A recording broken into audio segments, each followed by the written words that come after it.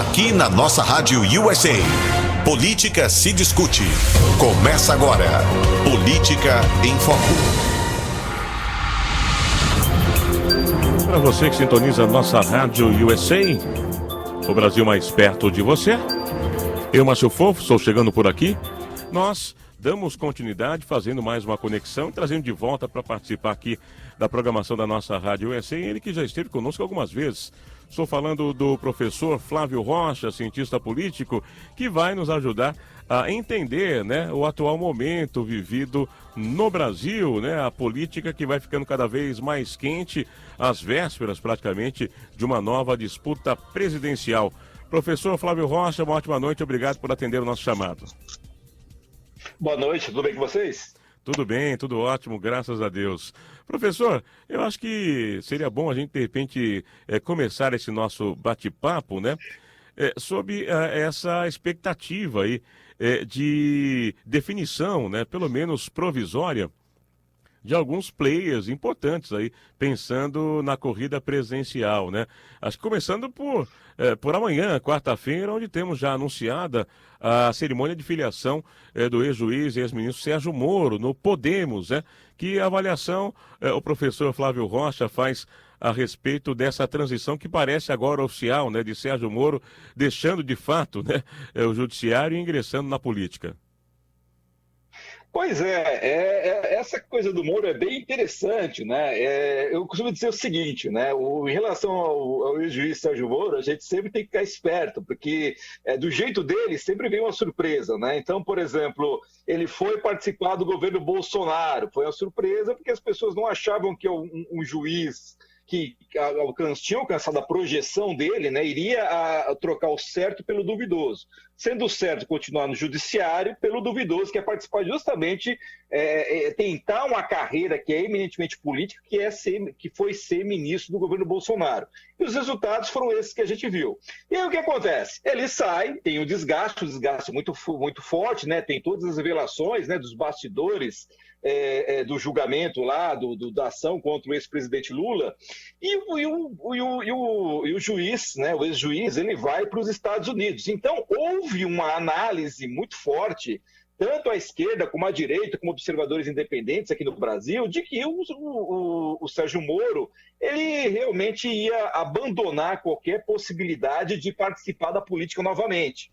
E eis que ele surpreende todo mundo, inclusive a esquerda, que achava que ele era a carta fora do baralho, né, voltando, ingressando no Podemos, né, e sinalizando com a possibilidade da candidatura a presidente da República, né, sinalizando que ele poderia ser a terceira via, inclusive, né, com o apoio aí de várias forças conservadoras que atualmente são desafetas do presidente Bolsonaro. Agora, a gente tem que ver o que vai realmente acontecer, porque uma coisa é certa, se o ex-juiz Sérgio Moro se candidata, por exemplo, a senador ou deputado federal pelo Paraná ou por São Paulo, digamos assim, a eleição é quase certa. Agora, para presidente da República, a coisa muda de figura. Por quê? Porque o Podemos é um partido pequeno, não se sabe qual é o arco de alianças, né, que vai amparar uma candidatura de Sérgio Moro a presidente da República. E também tem o dado mais complicado de todos, né, que tem sido pouco falado, mas que a gente vai lembrar em algum momento dos próximos meses. O juiz Sérgio Moro, que critique-se do jeito que se quiser, né, teve uma atuação no judiciário, vai conseguir repetir a qualidade dessa atuação no mundo da política? Porque, olha, a atividade política é completamente diferente da atividade do judiciário.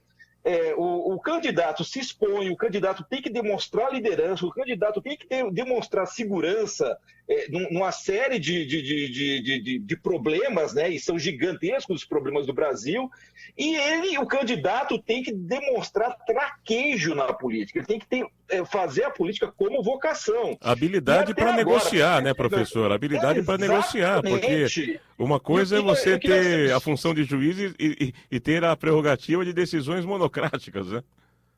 Exatamente, e a política é um território completamente diferente. Eu, particularmente, concordo com alguns colegas politólogos que dizem o seguinte: entre a guerra e a política, a guerra é muito mais previsível do que a política. Na guerra, né, o soldado luta enquanto ele está na batalha. Na política, não.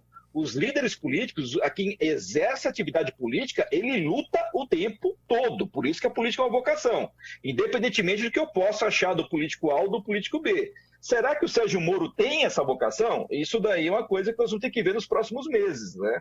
Então, nós temos uma certeza, que é ele entrando definitivamente no mundo da política. Nós temos uma dúvida se ele vai ser candidato a presidente ou candidato para um cargo no Legislativo, e temos uma dúvida maior ainda, né? Qualquer uma das decisões dele, ele vai ter vocação para isso? Ele realmente vai mostrar para o público, né, que ele realmente tem, por exemplo, características de liderança próprias de um Lula ou mesmo de um Bolsonaro? Isso daí é a incógnita que nós temos aqui por enquanto. Professor Flávio, tem muita gente que fala que as motivações são aí variáveis.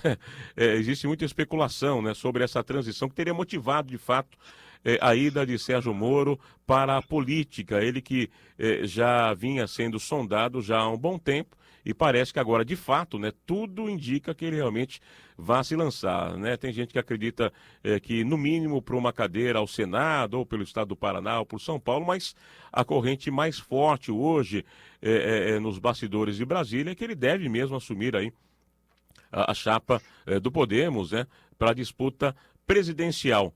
Que leitura que o professor faz com relação a essas motivações? É claro que é difícil a gente estar ali, ser assertivo, né, 100%, mas algumas possibilidades que poderiam ter motivado essa decisão de Sérgio Moro. Tem gente que fala, por exemplo, que está coberto por um foro privilegiado, é uma delas.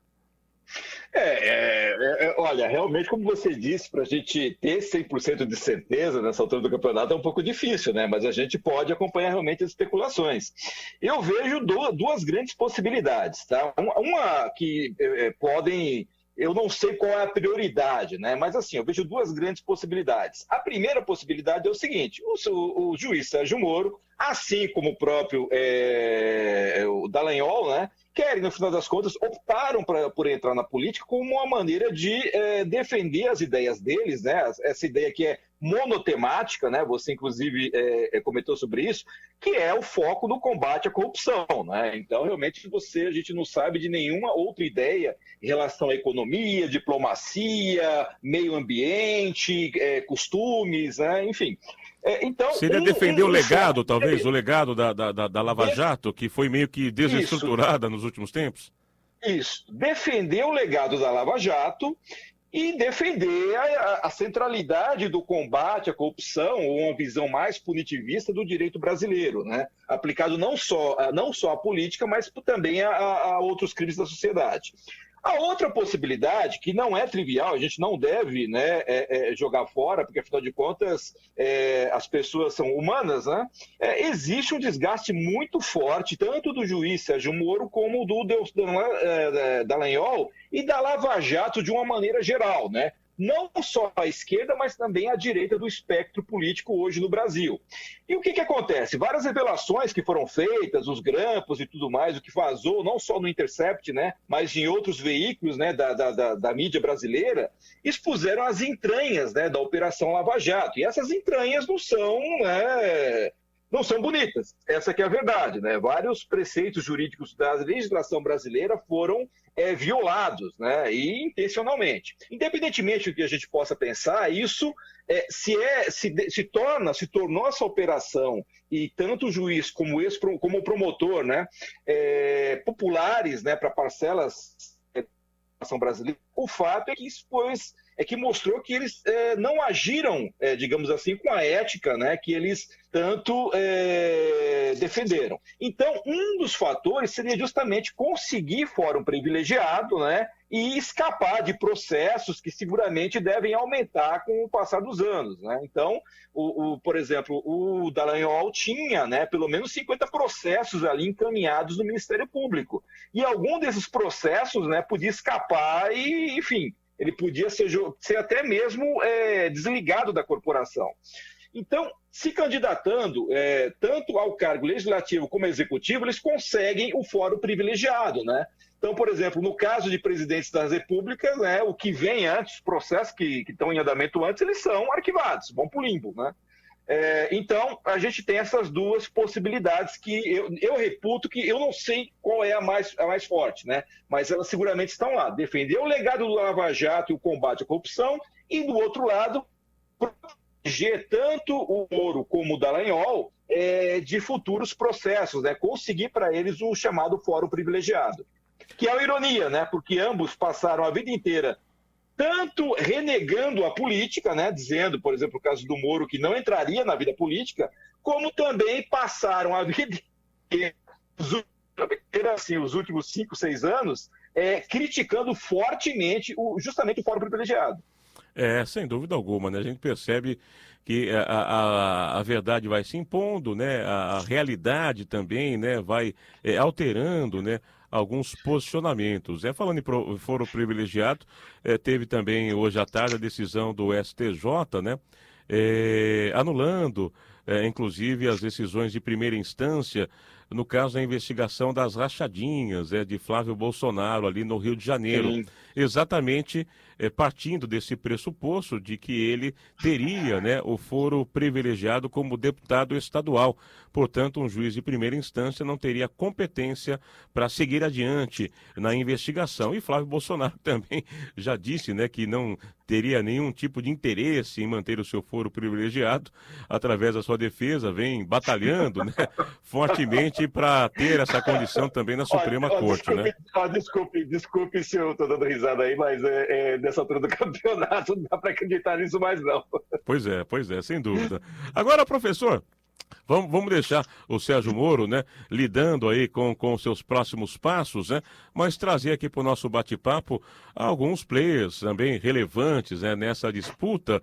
É claro que não dá para falar sobre a eleição presidencial sem desconsiderar os dois candidatos que, pelo menos até o momento, despontam, né, como favoritos, né, nessa corrida, que seria a possibilidade de reeleição, né, do presidente Jair Bolsonaro e o retorno do próprio ex-presidente Lula. Começando por Bolsonaro, que anuncia aí praticamente certa a sua ida para o PL.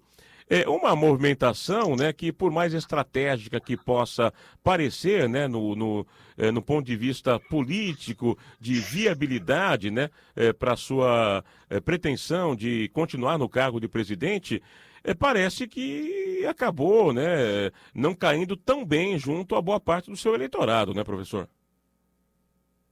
Não, é verdade, porque olha só, vamos começar aí, eu vou cronologicamente, né? O presidente Bolsonaro e seus, né, auxiliares e colaboradores mais próximos, como por exemplo o general Heleno, que foi um fiador, né, um entusiasta da candidatura Bolsonaro logo no primeiro momento, e hoje é chefe do GSI, criticavam acidamente o Centrão. Falavam que o Centrão era um reduto de partidos políticos e de políticos que estavam mais preocupados em se apoderar do dinheiro público do que em servir a população. E aí, o que o governo Bolsonaro faz? Se aproxima do Centrão, indica ministros do Centrão, depende da atuação do Centrão, como, por exemplo, da atuação, né, de uma figura eminente, que é o Arthur Lira, né, para ter suas pautas aprovadas no Congresso Nacional. Muito bem. Logo depois, o presidente Bolsonaro, na sua verve, que é característica, né, passou também boa parte da vida criticando todos aqueles que se aliaram ao ex-presidente Lula, né, e ao PT. E entre esses, uma figura proeminente era justamente o PL do Valdemar Costa Neto, né? Então, aqueles que procurarem, né, ainda vão conseguir ver, né, tweets do presidente ou tweets, né, do seu filho, né, e conselheiro próximo, que é o Carlos Bolsonaro, realmente falando cobras e lagartos do PL e do seu presidente, que é o Valdemar Costa Neto. E aí agora vem o presidente e sinaliza que pode ir, que já está com um pé dentro do PL. Isso realmente provoca, até mesmo naquele apoiador mais forte do presidente, provoca uma dúvida. Falei, mas espera aí, o presidente fala uma coisa na segunda, se desdiz na terça e toma uma posição completamente oposta na quarta? Eu realmente não estou entendendo. O do PL é a última. Por exemplo, nas últimas semanas, na última semana e ontem, ele deu, inclusive isso ficou muito evidente, porque ele deu, né, fez uma declaração lá no chamado Cercadinho. O presidente passou a vida inteira falando mal do voto eletrônico, do voto que tem aqui no Brasil. e de repente ele sai com essa de que, não, agora nós confiamos no voto eletrônico porque as Forças Armadas vão monitorar isso. É um cavalo de pau, assim, que não pega bem, né? Até aquele mais figadal começa, poxa, presidente, mas vai ficar mal, né? Como é que o senhor fala uma coisa e depois fala outra, né? Mas, enfim, é como mudar de faixa, né? Bolsonaro. Pois é, como mudar de faixa aqui nos Estados Unidos, por exemplo, sem dar a seta, né? O que é bastante comum no Brasil, mas aqui, por exemplo, se você faz isso e um policial te flagra, né? Você vai estar com sérios problemas.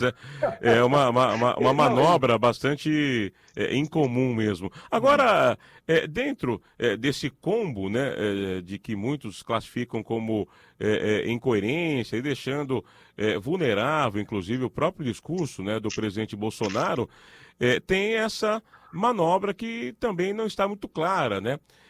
O que seria, talvez, um grande arranjo, por exemplo, das forças de centro, porque parece que o presidente, que estava bastante encaminhado para ter o PP como a sua nova casa, né? Aliás, retornando ao PP, né? Partido que o abrigou durante muito tempo da sua vida como parlamentar, né? Mas esse acordo com Ciro Nogueira parecia bastante adiantado. De uma hora para outra, há também uma alteração aí, né? De rota. E o presidente acaba, tudo indica, optando pelo PL. Mas o PP parece que vai ter aí também uma participação estratégica nessa formatação, né? O que talvez aumentasse ainda mais, como bem disse o professor, né? Essa desconfiança de que, de fato, a nova candidatura estaria completamente nas mãos, né, desses partidos de centro, né? Olha, a gente tem que verificar os detalhes do acordo quando ele for realmente fechado, né? A gente pode observar, por exemplo, né, quando o PL, né, na década passada, entrou, né, na candidatura do ex-presidente Lula, né? Então foi fechado um acordo ali, né? Então nesse acordo você vai discutir cargos, vai discutir emendas, vai discutir não só cargo de primeiro escalão, que são cargos de ministério, mas cargos em estatais, cargos de segundo e terceiro escalão. Então, assim, o poder executivo no Brasil, tradicionalmente, né, como ele tem, né, a chave do cofre, ele tem uma capacidade de negociação que é muito forte. Junte-se a isso, assim, isso era o PL Lula. Agora temos o PL no governo Bolsonaro, que, enfim, tem um desgaste que é natural do governo e tem um desgaste pela péssima condução da pandemia, né, e pela situação econômica do país. Mas eu quero gastar aqui os nossos poucos minutos que restam para complementar o meu bate-papo com o professor, cientista político Flávio Rocha, que mais uma vez nos atende. Nós falamos aqui sobre essas movimentações no grande tabuleiro da política nacional, o Brasil que se prepara aí já para aquecer as turbinas e lançar as candidaturas para a corrida presidencial do ano que vem. Falamos sobre Sérgio Moro, sobre o presidente Jair Bolsonaro e gostaria de ter agora também a avaliação do professor Flávio Rocha sobre esse anúncio feito recentemente, né, por parte do ex-presidente Lula, que parece estar aí bastante decidido em conquistar Geraldo Alckmin, um ex-tucano, né, um tradicional tucano hoje no PSB, mas que tem a sua imagem muito ligada, né, ao PSDB, para possivelmente compor a sua chapa no ano que vem. Que leitura que o professor faz a respeito dessa chapa, né, considerada por muitos há pouco tempo inimaginável? Olha, é verdade. Se você tivesse falado dessa possibilidade no mês passado, ou 15 dias atrás, todos teriam rido, né? Tanto a esquerda como a direita, porque realmente o PSDB e o PT sempre foram rivais muito ácidos, especialmente aqui em São Paulo, né? Mas o fato é que realmente surgiu isso daí, foi veiculado, o presidente Lula não negou, não veio a público negar isso. Houve um debate, está acontecendo um debate muito forte dentro do PT, né? A maioria dos debatedores, né, de lideranças intelectuais do PT olha com a desconfiança muito grande, realmente não consegue aceitar isso. Mas o fato é que teria um sentido em princípio, né? Teria uma lógica que seria trazer um eleitor mais conservador numa praça muito forte, que é o estado de São Paulo, que faz a diferenciação entre o PT e o Lula, né, trazer esse eleitor conservador para ser um eleitor do futuro do Lula. Mas não teria o risco do contrário, de talvez espantar talvez aquele eleitor mais tradicional, né? Não só do PT, mas até mesmo do próprio ex-presidente Lula, uma vez sendo definida essa aliança bastante diferente, né? Nada ortodoxa? Olha, o eleitor tradicional do PT eu acho que é difícil. Ele ia trincar os dentes, mas votaria no final das contas, porque ele é um voto que está meio que cativo do Lula e do PT, né? Onde a coisa pode ficar complicada, e eu particularmente olho com muita dúvida, né, para essa possibilidade aí de chapa, pelo menos hoje, é o fato de que o Geraldo Alckmin é um nome muito forte para o governo de São Paulo, né? Então, assim, será que ele abandonaria, né, uma possibilidade muito forte de ser reconduzido ao governo do Estado por uma possibilidade de ser vice do Lula? Eu não sei, eu sou um pouco cético em relação a isso, né? Eu acho que eu tenho a tendência a acreditar que isso não é mais um balão de ensaio. Eu acho que não vai acontecer. Mesmo o Lula não tendo desmentido, eu estou achando isso muito difícil, ao menos que aconteça alguma coisa no horizonte que nós ainda não estamos computando, né? Até porque, né, professor, o próprio ex-governador Geraldo Alckmin, que já teve pretensões nacionais, até se lançando também como candidato à presidência, né? Talvez fosse essa a moeda de troca oferecida, sai Lula agora, sai Alckmin como vice, para depois ele ter o apoio, né? Talvez para 2026, seria algo bastante temerário, né? Acreditar que isso seja possível, ainda mais o PT tendo esse histórico, né? De não abdicar, por exemplo, de ser cabeça de chapa nas últimas décadas, né? Não, exatamente, porque o PT tem o problema é o seguinte, né? As pessoas muitas vezes acham que o Lula tem um domínio absoluto sobre o PT, e não é bem assim. Ele é, obviamente, a figura mais importante, ele tem uma capacidade de influência muito forte, mas o PT é um partido organizado em linhas muito próximas dos partidos europeus e dos partidos dos Estados Unidos, ou seja, é um partido sem nenhum demérito aos outros, né, aos outros partidos, mas ele é um partido muito burocratizado, muito hierarquizado, as coisas são fortemente debatidas internamente. Então, de repente, se o Lula dá garantias ao Alckmin agora, é uma hipótese, né? E daqui a 2, 3 anos a conjuntura muda completamente, o partido simplesmente passa por cima dessa garantia e indica o cabeça de chapa. Isso daí é uma coisa que não duvide, é uma característica muito forte do PT, né? Além do mais, daqui a 4 anos, a gente não sabe como vai estar a conjuntura política do país, né? A gente está num momento que o Brasil é um sobressalto atrás do outro, né? Todas as semanas nós temos uma novidade aqui. Nada garante que isso não vai mudar daqui a 4 anos, né? Aliás, professor, nada garante que nada vai mudar daqui a 4 meses, né? O Brasil realmente é um país, né? Muita gente fala que não é. Pois é, 4 dias. Não é um país para amadores, e a política do Brasil tem muitas curvas, né? E retas pouco iluminadas. Quero agradecer demais, um forte abraço e nos encontramos numa próxima, hein? É isso, abraço e fica à disposição a você e aos seus ouvintes aí. Tudo de bom para vocês, hein? Valeu, professor. Nossa Rádio.